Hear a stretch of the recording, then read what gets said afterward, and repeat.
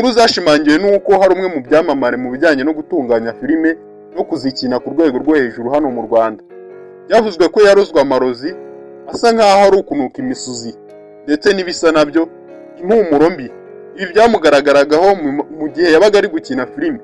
Iyo yabaga ari gukina filime yanukwagaho imisuzi ndetse n'izindi mpumuro mbi, bigatuma abo bakinanaga bakomezaga kumwishisha ndetse bigasa nk'aho bakinanaga nawe bameze nko kwihambira. Gusa umwe mu nshuti ze yaje kumwegera amubwira yuko ari uko bimeze, ntamenya ko yarozwe, bituma afata icyemezo cyo kujya kwivuza. Byavuzwe ko impamvu yarogwaga ibi ngibi ari uko yari amaze kugera ku rwego rwo hejuru, amaze kugera ku rwego rwo gutunga filime ye kandi amaze kwamamara ku rwego rwo hejuru.